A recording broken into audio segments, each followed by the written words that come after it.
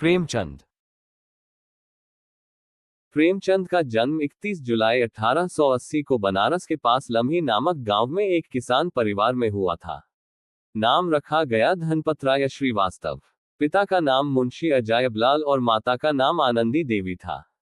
किसानी से गुजारा न होता था तो पिता ने डाकखाने में 20 रुपए पगार पर मुंशी की नौकरी कर ली थी। 7 वर्ष के थे तो माता का देहांत हो गया और पिता ने दूसरा विवाह कर लिया। 15 की आयु में उनका विवाह करा दिया गया और 16 की आयु में पिता चल बसे। उनकी आरंभिक शिक्षा गांव के मदरसे में हुई। गांव में रहते थे और हाई स्कूल की पढ़ाई करने शहर जाते थे। ट्यूशन पढ़ाते थे और रात में कुप्पी जलाकर खुद पढ़ते थे। 10वीं पास कर कॉलेज में दाखिला लिया। मेहनत बहुत करनी पड़ती थी। हिसाब की परीक्षा में 2 बार फेल हुए। फिर शहर में रहने लगे। एक वकील के लड़के को ट्यूशन पढ़ाते थे और अस्तबल के ऊपर कच्ची कोठरी में रहते थे। पढ़ने लिखने का चस्का पहले ही लग चुका था। उन्होंने स्वयं लिखा है, इस वक्त मेरी उम्र कोई 13 साल की रही होगी। हिंदी बिल्कुल न जानता था। उर्दू के उपन्यास पढ़ने का उन्माद था। उन दिनों मेरे पिता गोरखपुर में रहते थे और मैं भी वहीं के मिशन स्कूल में 8वीं में पढ़ता था, जो तीसरा दर्जा कहलाता था। रेती पर एक बुकसेलर बुधिलाल नाम का रहता था। मैं उसकी दुकान पर सारे दिन तो बैठ न सकता था, इसलिए मैं उसकी दुकान से अंग्रेजी पुस्तकों की कुंजियां और नोट्स लेकर अपने स्कूल के लड़कों के हाथ बेचा करता था और इसकी एवज में उपन्यास दुकान से घर लाकर पढ़ता था। 2-3 वर्षों में सैकड़ों ही उपन्यास पढ़ डाले होंगे। 10वीं की परीक्षा क्वींस कॉलेज बनारस से पास की 18 रुपए मासिक पर अध्यापक की नौकरी करने लगे थे। इस दौरान बहराइच, प्रतापगढ़, महोबा, गोरखपुर, कानपुर, इलाहाबाद कई शहरों में रहना हुआ। प्रोन्नति भी मिली और स्कूल इंस्पेक्टर बन गए। 1904 में उर्दू और हिंदी में विशेष वर्नाकुलर परीक्षा पास कर ली थी। स्वाध्याय से हिंदी, उर्दू, फारसी, अंग्रेजी का ज्ञान भी बढ़ा रहे थे। फरवरी 1921 में गांधी जी इलाहाबाद आए। वह देश से असहयोग की मांग कर रहे थे। प्रेमचंद भी सरकारी नौकरी छोड़ आंदोलन में शरीक हो गए। पहले वह महावीर प्रसाद पोद्दार के साथ चरखे का प्रचार करते रहे, फिर कई निजी संस्थानों में अध्यापकी की। इस बीच पत्रकारिता भी शुरू कर दी थी। पहले मर्यादा पत्रिका का संपादन किया, फिर सरस्वती प्रेस की स्थापना से संलग्न हुए। इसी सरस्वती प्रेस से आगे हंस और जागरण का प्रकाशन किया। आगे उन्होंने गंगा पुस्तक माला के साहित्यिक सलाहकार, माधुरी पत्रिका के संपादक और हिंदुस्तानी अकादमी के काउंसिल सदस्य के रूप में भी योगदान दिया। वह प्रगतिशील लेखक संघ के पहले अध्यक्ष भी रहे थे। प्रेमचंद ने अपना साहित्यिक सफर एक उपन्यासकार और आलोचक की हैसियत से शुरू किया था। उनका पहला उपन्यास 1901 में प्रकाशित हुआ और दूसरा 1904 में।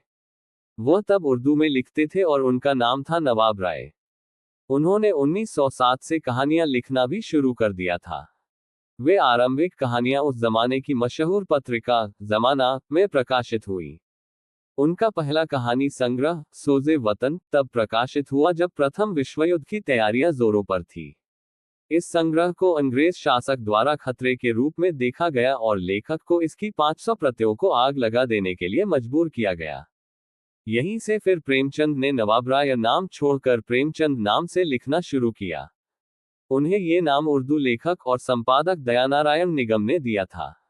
युद्धकाल में ही उन्होंने अपना पहला महान उपन्यास सेवा सदन लिखा और युद्ध की समाप्ति पर प्रेमाश्रम भी पूरा कर लिया था। हिंदी में जब सेवा सदन प्रकाशित हुआ तो हिंदी संसार में धूम मच गई।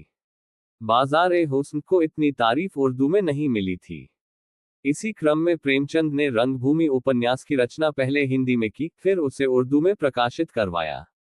वह अब हिंदी और उर्दू दोनों में लिखने लगे थे, जहां कभी पहले उर्दू में लिखकर उसे हिंदी में ढालते थे तो कभी हिंदी में लिखकर उसे उर्दू में भी ले जाते थे। हिंदी उर्दू में प्रेमचंद की विशेष ख्याति एक उपन्यासकार के रूप में है। उन्हें हिंदी समाज में प्रेमपूर्वक उपन्यास सम्राट पुकारा जाता है। उनके उपन्यास समाज के विभिन्न पक्षों को उद्घाटित करते हैं। हिंदी उपन्यास के इतिहास में उनके के समय को प्रेमचंद युग के नाम से जाना जाता है। वह हिंदी के अत्यंत लोकप्रिय कहानीकार भी हैं। जयशंकर प्रसाद के साथ वह हिंदी कहानी की विकास यात्रा में एक युग का निर्माण करते हैं। उन्होंने उद्देश्यपरक कहानियां लिखी हैं जहां जीवन की सच्चाई को भाषा की सहजता सरलता में प्रकट किया है। नाटक विधा में भी उनकी रुचि रही थी और इस क्रम में उन्होंने 3 नाटकों की रचना की, जबकि कुछ नाटकों का अनुवाद भी किया। लेखन के आरंभिक दौर में उन्होंने टैगोर की कहानियों का भी अनुवाद किया था। प्रेमचंद ने विपुल मात्रा में वैचारिक गद्य भी लिखा जो उस दौर की प्रमुख पत्रिकाओं में प्रकाशित होते रहे। स्वयं एक संपादक और पत्रकार के रूप में उन्होंने समय और समाज के मसलों पर गंभीर टिप्पणियों के रूप में योगदान किया। प्रेमचंद की रचनाओं का देश विदेश की विभिन्न भाषाओं में अनुवाद किया गया है। उनकी रचनाओं पर फिल्म, टीवी सीरीज का निर्माण हुआ है और उनके नाट्य मंचन किए गए हैं। प्रमुख कृतियां: उपन्यास, सेवा सदन, प्रेमाश्रम, रंगभूमि, प्रतिज्ञा, गबन, कर्मभूमि, गोदान, मंगलसूत्र, अपूर्ण। कहानी संग्रह, सप्तसरोज, नवनिधि, समरयात्रा, मानसरोवर, 8 खंडों में प्रकाशित। चर्चित कहानियां: 2 बैलों की कथा, ईदगाह, ठाकुर का कुआं, पूस की रात, कफन, बुरी काकी, पंच परमेश्वर, 2 बैलों की कथा, बड़े घर की बेटी, नमक का दारोगा, कर्मों का फल, बलिदान, शतरंज के खिलाड़ी।